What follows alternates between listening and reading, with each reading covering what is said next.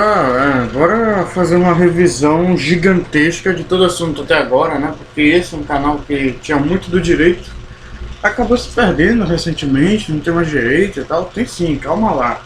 Deixa eu só colocar aqui a revisão gigante de direito empresarial e eu vou ficar lendo, não tenho que ficar imaginando nada não me enche o saco.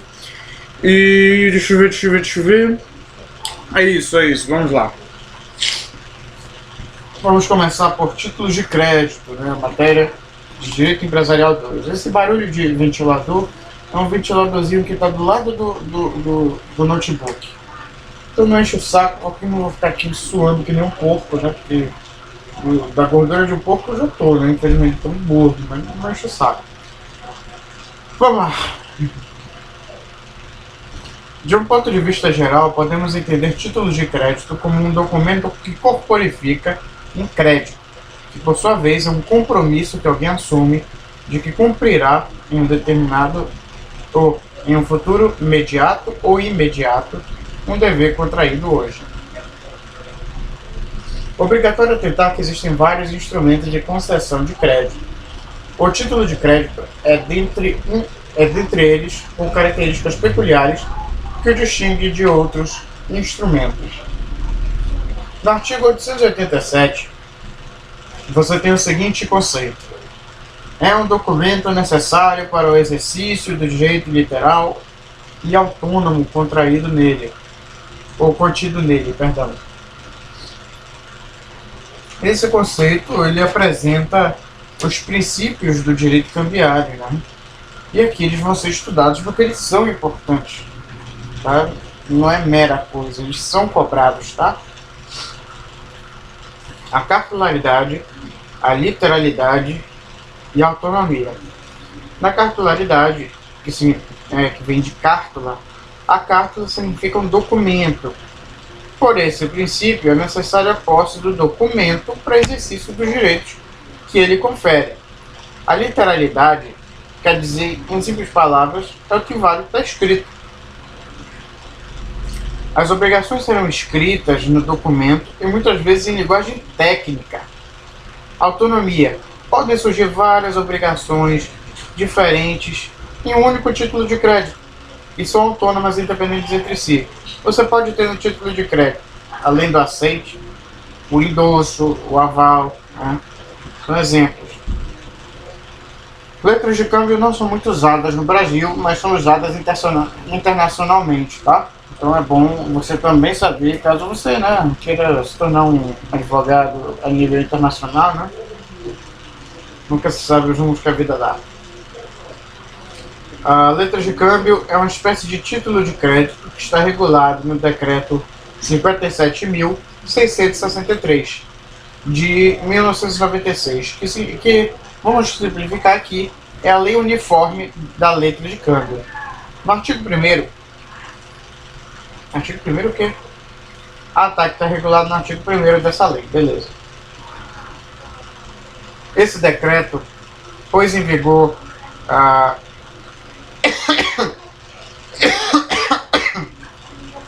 no Brasil um tratado internacional que unifica as regras sobre letra de câmbio, motivo pelo qual é conhecido como lei uniforme. Mas nem todos os dispositivos do tratado internacional vigoram no Brasil, motivo pelo qual determinadas situações serão aplicadas o disposto no decreto 2044 de 1908, que era o regulamento anterior e não foi inteiramente revogado. Que bom, né? Ficou um trabalho para eles. Podem surgir várias obrigações em um título de crédito. Na prática, letras de câmbio são mais utilizadas em operações internacionais. No Brasil, elas são pouco comuns, mas a lei uniforme explica as obrigações cambiais com grande riqueza, o que justifica seu estudo aprofundado. E aí, meu amigão, começa os atos cambiais. Saque. Isso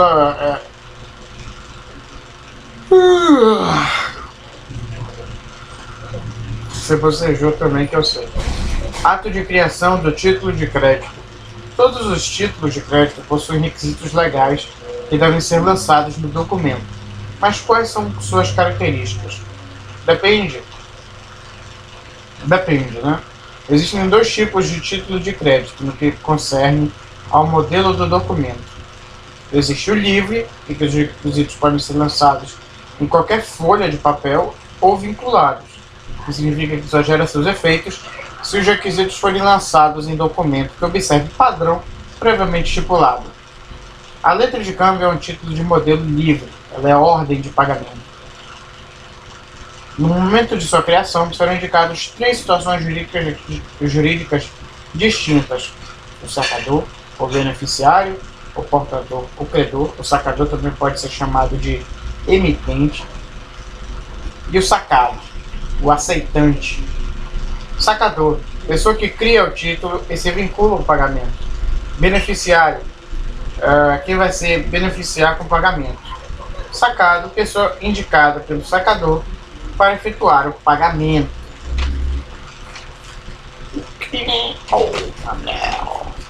Bora lá. Nem todos os títulos funcionam assim. Existem alguns chamados promessas de pagamento, que não tem sacado, como acontece na nota promissória, tá? Na nota promissória, eu acho que sim, que eu me lembro é isso. Se faltar alguns dos requisitos da letra, ela será nula. Ressalvadas as exceções previstas no referido artigo 2º. O STF dispôs na súmula 387 que as lacunas podem ser preenchidas pelo credor de boa-fé até no momento da cobrança ou do protesto. Isso significa que a letra pode circular incompleta e as pessoas podem preencher nela de boa-fé. Nossa, ele fica lá. Devendo ser preenchidas pelo credor de boa-fé até cobrança ou protesto. Tá bom? Vamos para o aceite. Olha que coisa legal. Vai dar uma hora assim, de estudo de tanta coisa que tem. O sacado na letra de câmbio só se vincula ao pagamento se aceitar constar como devedor na lei. Não está vinculado no pagamento pela simples indicação de seu nome. Só se vincula ao pagamento se realizar um ato chamado aceite. O sacado não é obrigado a aceitar o aceite. Ele só aceita se quiser. Caso recuse o aceite, ele não estará mais vinculado ao pagamento. Caso aceite, ele não apenas está vinculado ao pagamento, mas também é o principal obrigado ao pagamento. Lembre-se disso porque isso é importante.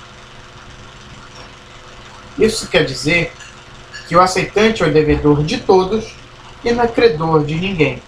Por esse motivo, também é o aceitante quem será cobrado amigavelmente no dia do vencimento. Porque ele é pressionado por todos os lados, né?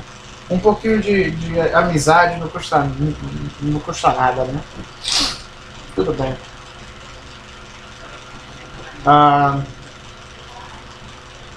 O aceite deverá ser escrito na lei. O sacado poderá escrever aceito e depois assinar. Assim, nessa hipótese, em que ele indica o ato praticado, o aceite poderá ser feito em qualquer dos lados. Eu quero que você preste muita atenção nisso, tá? Se ele colocar a palavra aceito ou algo parecido e colocar a assinatura dele, pode ser em qualquer um dos lados. Mas se ele simplesmente assinar o nome dele, ele deve fazer isso no anverso. Olha que legal para você fixar isso, do aceite e do anverso. Você pode simplesmente colocar o seguinte: aceite, anverso. Não é difícil, né, cara? Aceite, anverso. Pronto. Tá legal? Deixa eu ver aqui. É uma coisa que deixa fácil de lembrar, né? Quando você só coloca seu nome no aceite.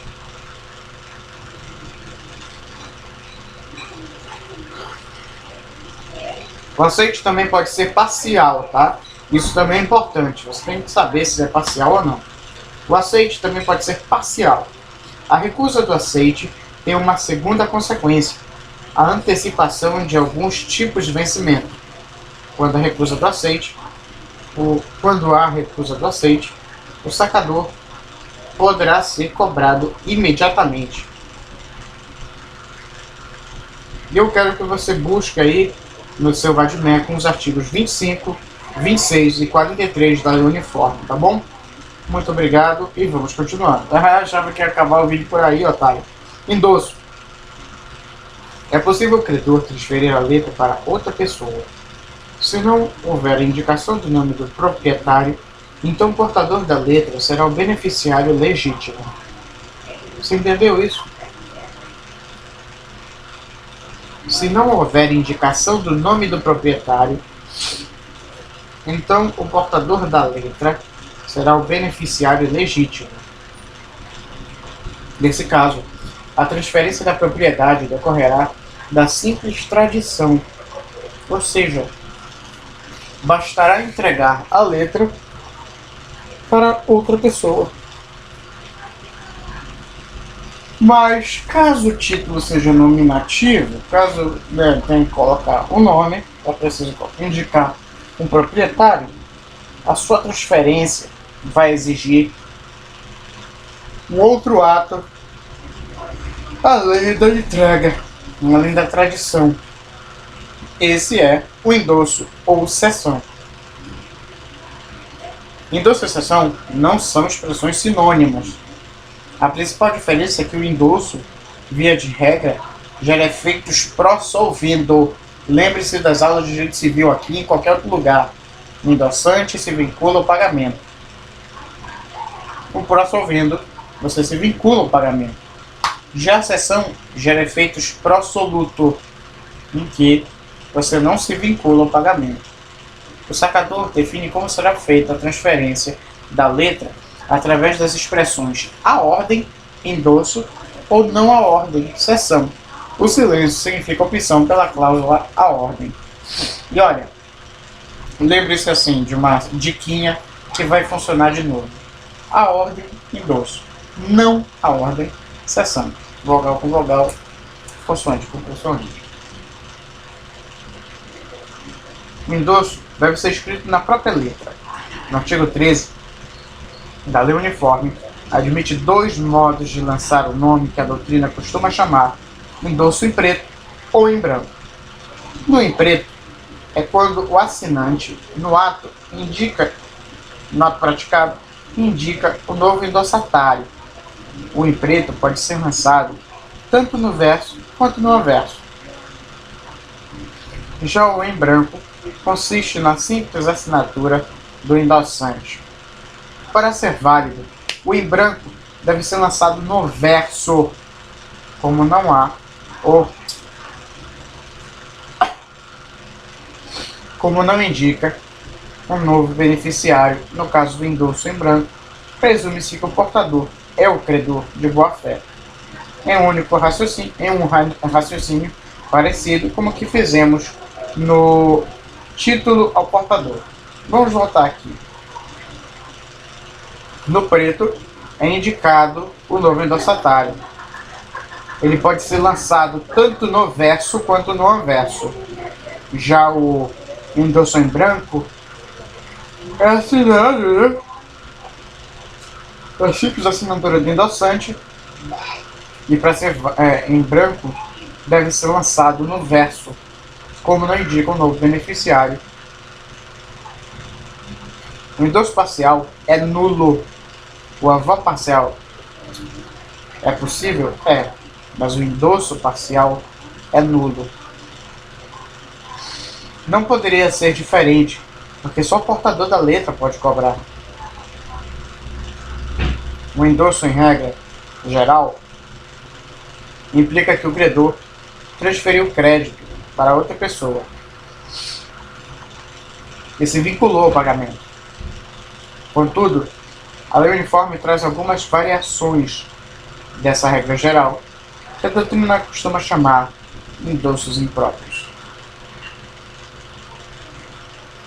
Sem garantia, o artigo 15, primeira parte, admite que as partes convencionem que o endosso seja feito em caráter pró-soluto. salvo cláusula em contrário, tá? Cláusula proibitiva de novos endossos ou endossos. Fale como você bem entender. No artigo 15, segunda parte, a rigor não há efetiva proibição, porque podem ser feitos novos endossos. O que ocorre é que o endossante só poderá ser cobrado pelo seu endossatário, o primeiro endossatário ou o endossatário dele, entendeu? Não os outros que o endossatário passa, entendeu, cara? Nada a ver. Só fica com o que ele passou. É com aquele cara que ele teve a relação, e ele não tá nem aí pros outros.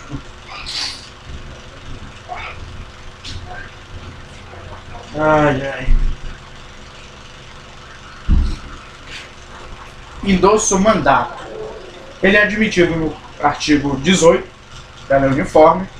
Muitas das coisas que eu estou falando aqui é da Lei Uniforme e da Lei 2044, tá? Então, leia ela, sem brincadeira. Não vejo essa aula não vejo uma aula de direito sem um vadimeco por perto, né?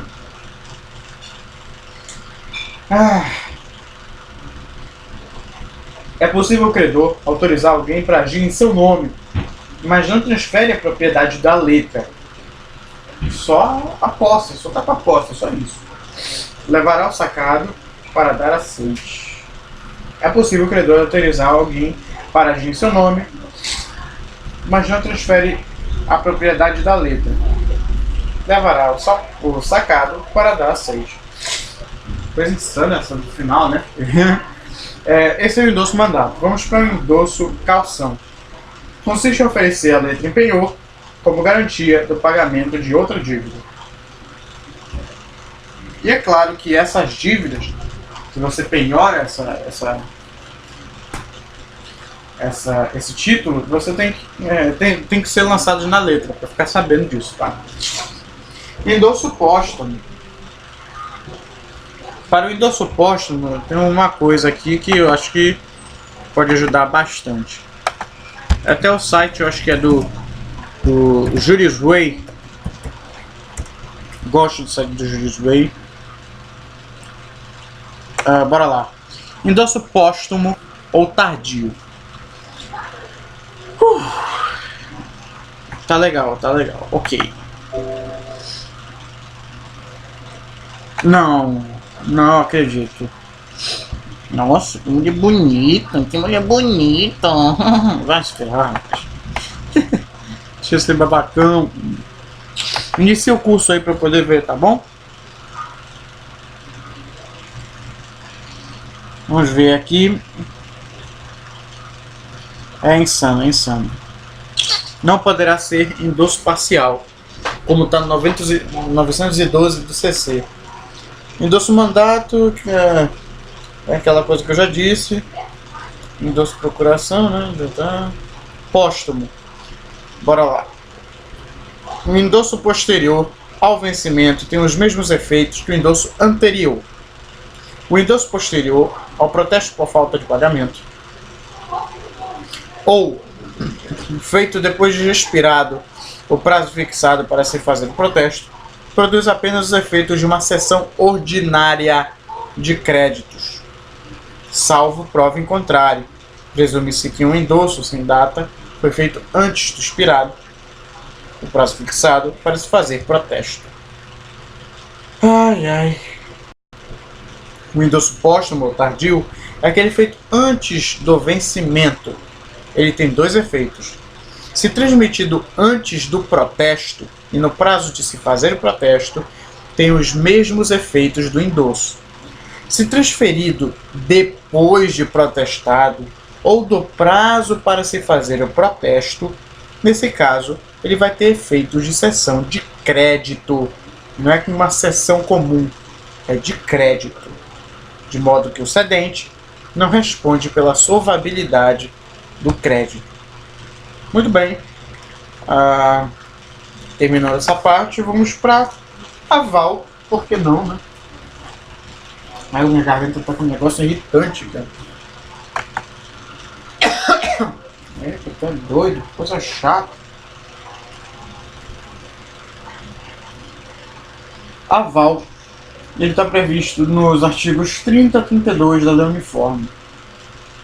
Ele é uma garantia pessoal, o fidejussório, que é a mesma coisa que pessoal, oferecido em favor de alguns dos devedores da lei. É o famoso se ele não pagar, eu pago. Guarda algumas semelhanças com a fiança, que também é uma garantia pessoal, mas são diferentes.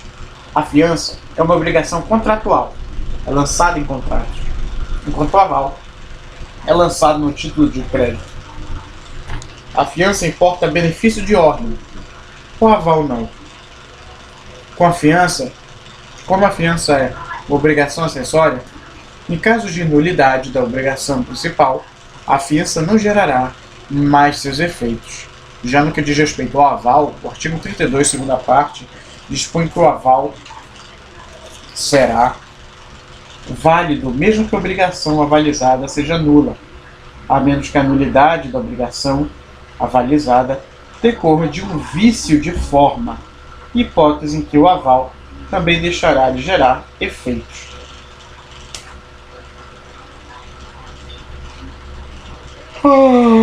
O avalista deverá indicar o avalizado. A falta de indicação significa que o avalizado é o sacador. Perceba, a falta de indicação. Um aval em branco significa que o avalizado é o sacador. Ele vai ser o beneficiado nesse caso. Essa indicação é fundamental, porque o avalista se coloca na mesma situação que o avalizado. Terá os mesmos credores e devedores que aquilo.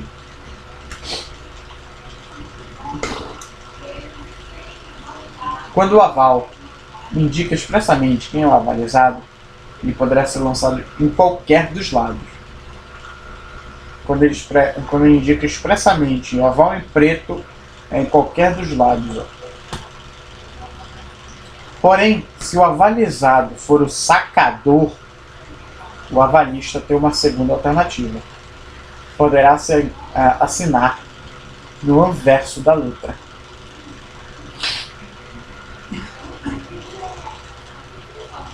Vencimento. Mas deixa eu ver um negócio aqui que eu acho interessante até ver para ter certeza que não houve nada errado, né?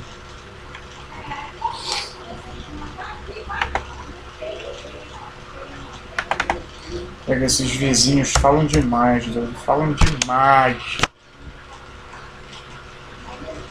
Um doce em branco e um doce em preto, bora ver aqui. Não faça isso não, tá?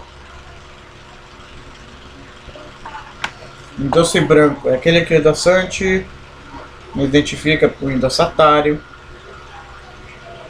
A assinatura do endossante faz o título nominal. Esse endosso pode ser conferido na parte de trás do título. Já o em preto, conferido na frente, ou anverso. Ou atrás, dorso ou verso. Tá legal. Vamos agora para vencimento. Temos 4 tipos de vencimento. Dia fixado, acerto termo da data, à vista, acerto termo da vista. Dia fixado significa que o sacador indicou um dia. Por exemplo, 22 de setembro de 2017. Que já passou, aliás, né? Opa! Acerto termo da data. O sacador manda colocar um prazo a partir do dia do saque.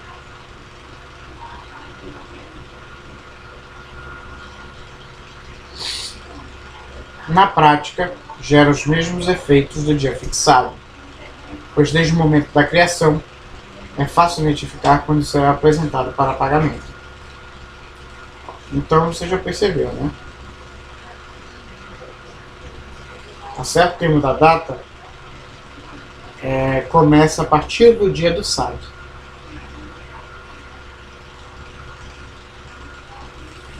No dia fixado, você significa que o sacador indicou um dia.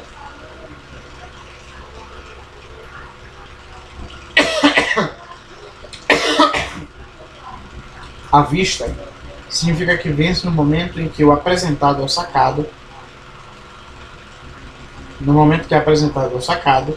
para a letra não ficar indeterminadamente com o credor. O sacador deverá indicar um intervalo máximo para a apresentação. O silêncio significa que o intervalo de tempo será de 1 ano no máximo.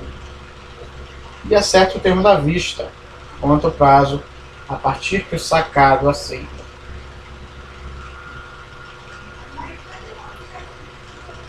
Vence em prazo contado a partir do dia do aceite.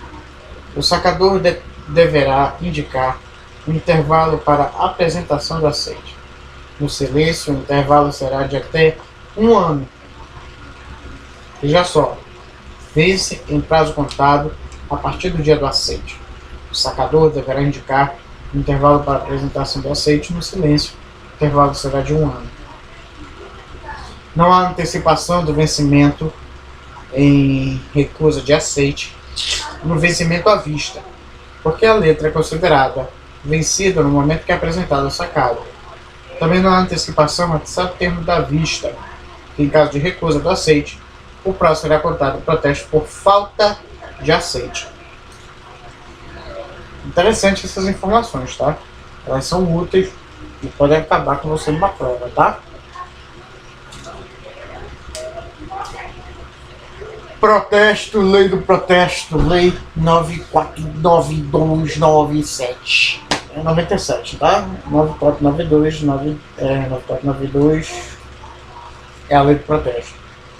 Ele está regulado nessa lei e o artigo 1 conceitua protesto como ato formal e solene, através do qual se prova o descumprimento da obrigação originada em título de crédito ou outro documento que comprove uma dívida.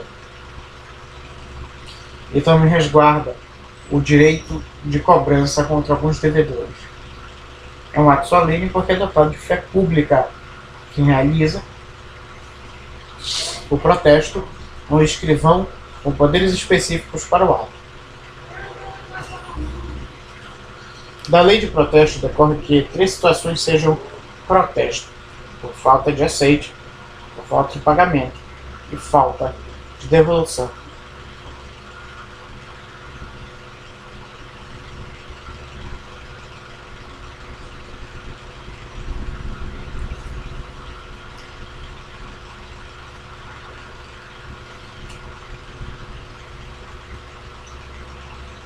É um ato formal solene porque deve ser precedido de um procedimento que deve ser realizado em 3 dias úteis. O tríduo. O escrivão de protesto notifica a pessoa indicada como descumpridora para se defender. Dependendo da manifestação, o protesto será realizado ou negado. É possível efetuar o pagamento diretamente junto ao escrivão. Caso não cumpra o procedimento, e efetue o processo equivocado, o próprio escrivão poderá ser responsabilizado. É importante atentar, exposto nos artigos 20 e 32 do Decreto 2044.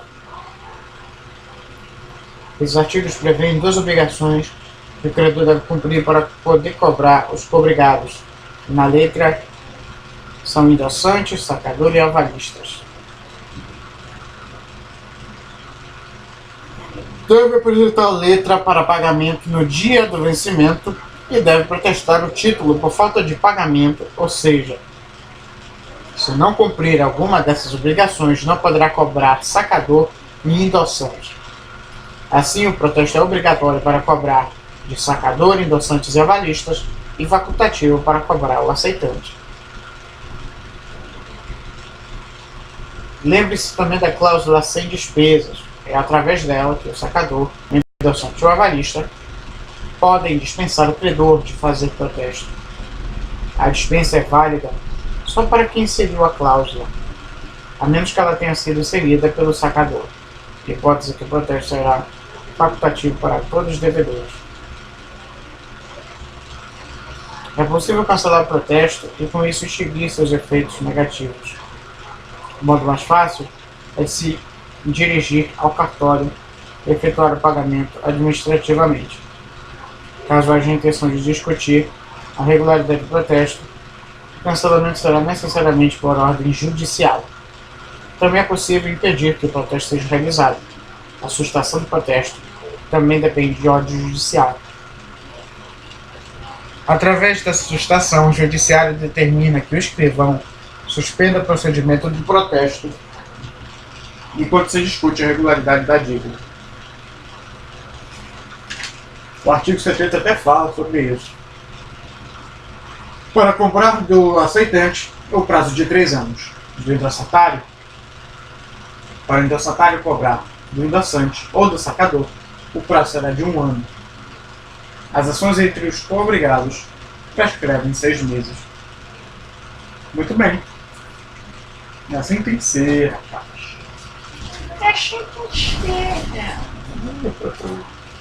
Nota promissória, cheque e duplicata. São 3 assuntos que eu não sei se eu continuo falando ou se eu paro por aqui mesmo. Já que estamos no fim do poço. No fim do poço? O que é isso? No fundo do poço? Bom, a nota promissória, você vai tratar de outro título de crédito. Está regulado no decreto da lei uniforme. E aqui há uma promessa de pagamento, ou seja, não tem a figura do sacado. Tudo que foi utilizado no estudo do título de crédito, ótimo, vai ser usado aqui, exceto o sacado, o aceite, tá bom? Mas devemos, salientar o seguinte: o sacador é o principal obrigado na nota promissória, mas paradoxalmente, o artigo 78, em sua segunda parte, admite o vencimento a certo termo da vista na nota promissória. Não havendo aceite, não existindo também, o prazo será contado de uma segunda assinatura feita pelo sacador, que a lei chama de visto. Em caso de recusa do visto, deverá ser feito um protesto que o artigo 78 chama de protesto por falta de visto, em analogia ao protesto por falta de aceite. Cheque. Mate. A piada que você teve, incrível essa piada. Todo mundo vai rir mesmo. Acho que estou doente. Sempre sou doente. Nada a ver. Cheque está regulado na Lei 7.357 de 85. É um título de crédito de modelo vinculado. No caso, o cheque tem formato retangular e é manufaturado por um banco que entrega para o correntista um talão com números de cheques variável mediante solicitação. A pessoa saca o cheque preenchendo as informações em branco no corpo do texto. O artigo 1º indica requisitos legais do cheque.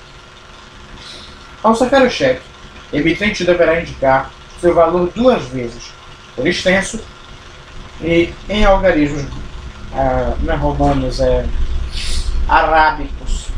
Em caso de divergência, o cheque é válido, devendo ser paga a quantia indicada por extenso. Cheque é uma ordem de pagamento que tem o banco como sacado. O banco não aceita, tá bom? Ele só efetua o pagamento com o dinheiro do correntista. Se não houver o dinheiro, o cheque é devolvido por insuficiência de fundo. E a informação é passada para o SPC. E vamos continuando. Correntista deverá indicar a data e local de criação. O local do pagamento já vem preenchido pelo banco através do código da agência. Por quê? O lugar de pagamento será o município onde se encontra a agência. Aplica-se ao cheque o disposto na súmula 387 do STF, lida agora há pouco. O vencimento do cheque será necessariamente à vista, no momento que for apresentado ao banco. Qualquer tentativa de mudar esse vencimento vai ser considerado não escrito, tá? Assim, cheques pré-datados ou pós-datados, se forem apresentados antes do dia indicado, serão pagos ou devolvidos, caso exista fundos ou não. Porque a tentativa de mudar o vencimento considera-se não escrita.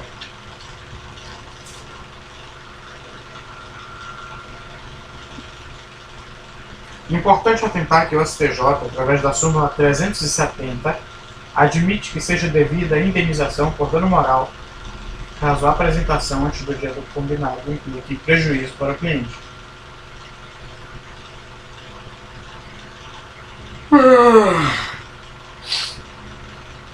O intervalo para apresentar o cheque ao banco é muito curto, 30 dias ou eventualmente 60, se o cheque for criado no município, diferente da agência.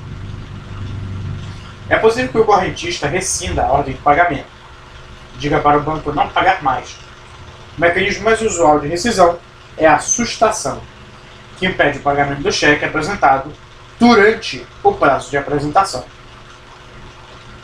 Essa sustação deve ser escrita e indicar seus motivos. O cheque sustado pode ser cobrado judicialmente, tá bom? Então fique esperto. Outro mecanismo de rescisão é a revogação, que também deve ser por escrito e indicar seus motivos. A revogação gera seus efeitos depois do prazo de apresentação da leitura do artigo 35, parágrafo único. Decorre que, se o cheque não for revogado nem sustado, o banco estará autorizado a pagá-lo em 7 ou 8 meses. 1 ou 2 da apresentação e mais 6 do artigo 59 da lei do cheque. Tá bom? Essa autorização visa impedir uma cobrança judicial contra o correntista, que não foi a pessoa que deu causa ao atraso. A referida autorização não significa que não haverá consequências caso o cheque seja apresentado fora do prazo. Dispõe o artigo 47, parágrafo não, inciso 1º e 2º, dispõe que a perda do prazo de apresentação implica na perda do direito de cobrar judicialmente o endossante e seu avalista. Situação estudada em letra de câmbio agora há pouco, tá bom? Então não esquece. Quando nós estudamos a letra, nós vimos que o protesto também era pressuposto para cobrar os cobrigados. No cheque, não há obrigatoriedade de protesto, porque o carimbo do banco o substitui. Olha que legal. Também é possível o credor perder o direito de cobrar o sacador e seu avalista, quando verificado no disposto no artigo 3º do artigo, ou parágrafo 3º do artigo 47. O que acontece de maneira muito rara, né? Mas tem que ocorrer várias situações para ele acontecer. Por isso é muito difícil de acontecer essa situação. Se o cheque não foi apresentado, se o cheque foi apresentado fora do prazo de apresentação, se o sacador comprova que tinha dinheiro durante o prazo de apresentação, se o sacador comprova que só deixou de haver dinheiro após o prazo de apresentação, que é o motivo, não foi sua culpa. Aí, meu amigão, é só dificuldade, não tem facilidade não, tá? O pior é que ainda vai dar mais uma aula para colocar matéria, sendo que já vai só faltar um dia, cara. É complicado essa vida. Se o cheque não for pago deverá ser pago judicialmente. A ação para cobrar cheque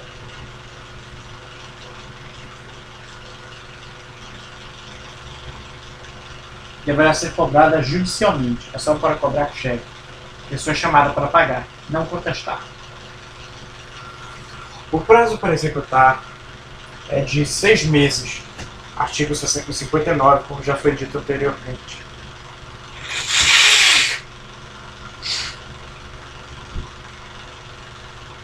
O artigo 59 dispõe que esses 6 meses deverão ser contados a partir do primeiro dia depois do prazo de apresentação, sendo diferente o dia em que foi efetivamente apresentado ao banco. Mas a prática dos tribunais tem sido contado de 6 meses do dia da primeira apresentação. Naturalmente, não existe costume, não revoga a lei. Mas para evitar problemas, é aconselhável contar o prazo da primeira apresentação, cumprindo informar que se o cheque for considerado prescrito, a ação de execução não é mais cabível.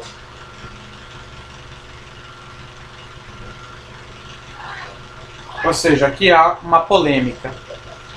Tem pessoas que pegam e, ao invés de contarem a partir do fim do prazo para apresentar o cheque, elas contam a partir do dia que o cheque foi apresentado.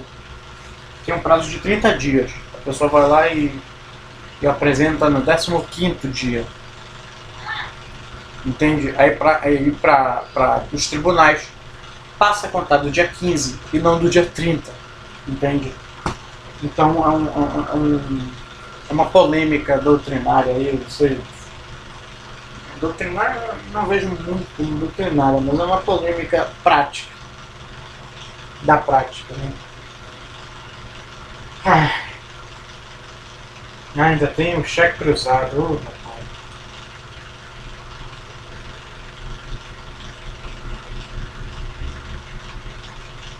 O cheque cruzado impede o pagamento do cheque em espécie. Impede o pagamento do cheque em espécie. Só admitido crédito em conta. Se dentro dos traços houver indicação de um banco específico, o cheque deverá ser depositado em conta daquele banco. Cruzamento especial. Se entre os traços não houver nada escrito ou houver a expressão genérica como banco, o cheque pode ser pago a cliente de qualquer banco. Eu não sei se eu deixo. Eu não sei se eu pego a duplicata mercantil e trato aqui ou não. Que ainda está na metade. Complicado o negócio desse. Eu acho melhor deixar a duplicata para um vídeo em si, que é quando ela já vai estar completa na terça-feira. Acabou-se por aqui, tá? A duplicata vai ficar um vídeo só dela porque ela não está completa. Não está completa, é verdade. Até mais.